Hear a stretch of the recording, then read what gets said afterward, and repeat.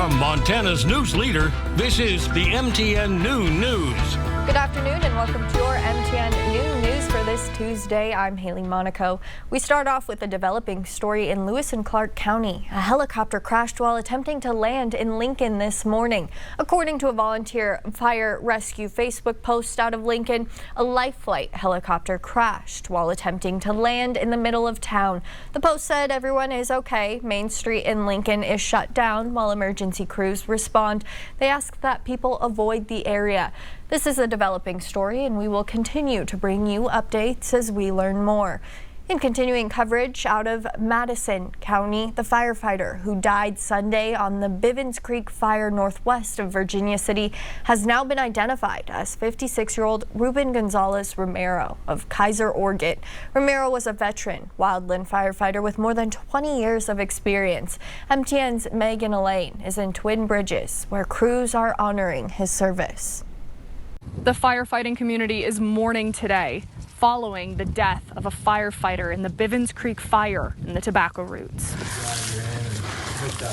There was a medical emergency out on the line. Sunday afternoon, incident commanders received word of what they call an incident within an incident. Amy Highfield with the incident management team says that's when they learned a firefighter had suffered a cardiac emergency. Many of us gathered together with the communications and the medical folk and found out that there was, in fact, a cardiac emergency that unfortunately resulted in the passing of one of the firefighters that was out on the line. Officials have identified the fallen firefighter as 56-year-old Ruben Romero of Kaiser, Oregon, a veteran with more than 20 years of experience on the fire line. Tents line the Madison County Fairgrounds, now home to hundreds of firefighters working the Bivens Creek and Cloud Rest fires. It hits all of us pretty hard. The firefighting community is pretty small. We're all kind of one family, and a death of a firefighter really trickles throughout the community, not just on this fire, but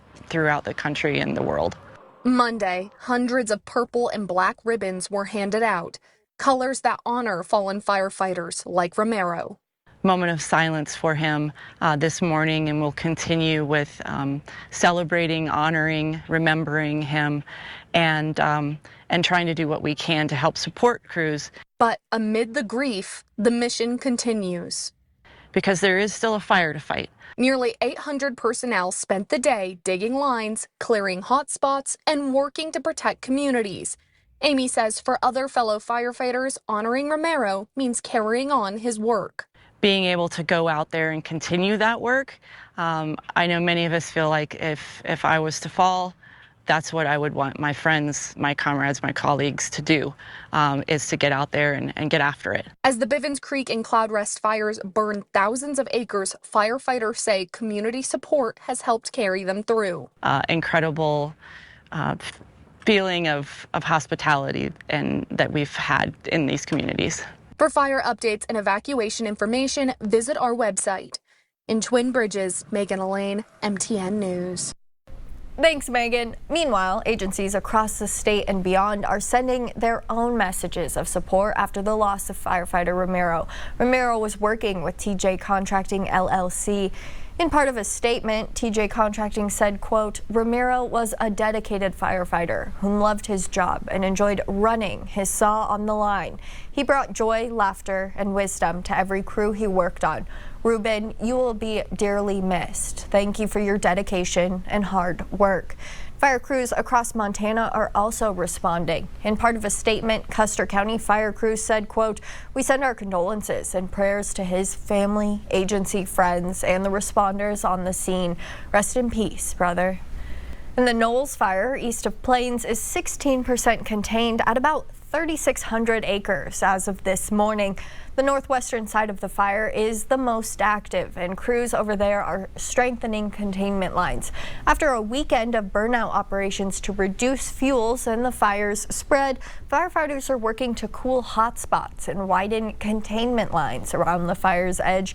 With conditions still hot and dry, the fire is expected to keep actively burning. Residents in the McLaughlin area are still under a pre-evacuation notice. Meanwhile, crews are making progress on a huge wildfire in Wyoming. The Red Canyon fire is now 75% contained after burning almost 125,000 acres. But for one couple, the fight to save their property came down to their own hands. And MTN's Hannah Pettiferry has their firsthand account of how they beat back the flames. It makes a roar. That's how Jennifer Axtell described the sound of the Red Canyon fire. A wind and a crackling and a rolling all at once. The fire started near Thermopolis, Wyoming on August 13th. We saw a lightning strike back behind the hill, and that's a concern this time of the year. It got out of control fast. I think it was wind and the conditions, and it's a hard thing to stop. Jennifer and Chip jumped into action to save their land. Until the fire crews could get here, we were able to do what we could. Their neighbors also helping the fight. We had 2 tractors, about 3 vehicles full of people. I had my water tank in the back of my truck. Chip and others cutting their own lines to prevent the fire from jumping. And the next day, we just went to a different place where the fire was threatening, and we cut fire lines around where it was coming to. And the wind playing a pivotal role in the direction of where the fire was going. We were successful in stopping that from coming any further this direction, and it was definitely with help from the wind. Incident Commander Jay Mickey says they now have lines around the fire. We got about 125,000 acres of fire. And they've moved into repair mode.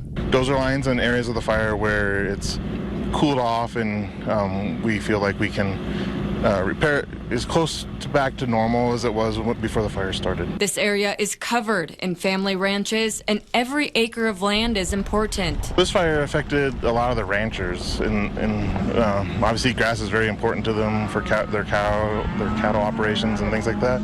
We spent this last Thursday and Saturday processing our calves and running them through the corral and making sure they were okay. Jennifer and Chip say they are grateful for all of the help. We're extremely lucky.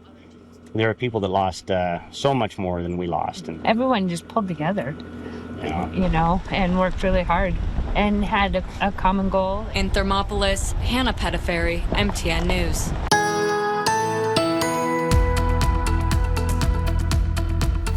We still have more areas of haze and smoke in western Montana, but there's also monsoonal moisture moving into the Treasure State when we definitely need the wet weather to help out with the fires as well as the drought. But a lot of the green that you see not hitting the ground. Some spotty showers thus far from Ravalli County southeastward toward Beaverhead County and eastward all the way toward Gallatin County. But again, a lot of that not hitting the ground just yet. We have some areas of haze and smoke, but there is going to be the potential for some locally heavy rainfall in parts of Montana as we go through this upcoming week. I have a complete 7-day forecast with all the details coming up in just a few minutes.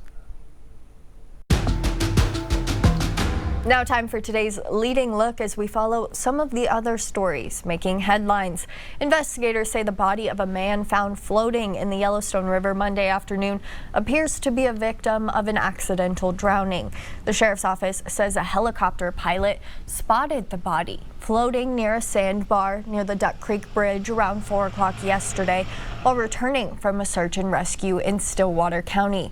Yellowstone County Sheriff Mike Linder says the victim was wading in the water when they were pulled in by the current. The name of the victim has not been released at this time. And the health advisory for Butte Silverboat Public Water Supply System was lifted Monday.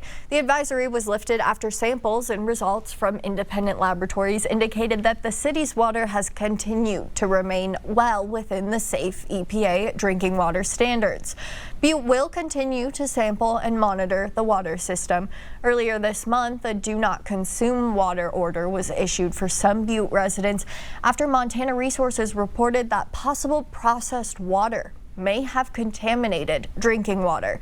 And in Helena, almost 4 months after the end of the 2025 Montana legislative session and one bill that has passed, the legislature still has not been signed by the governor. Republican leaders are saying that they are delaying that bill on purpose to keep it from being held up in court.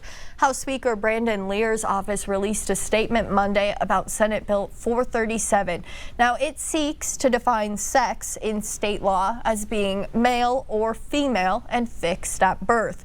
They say Lear had chosen not to sign off on the bill, which is a final procedural step before it can go to the governor's desk.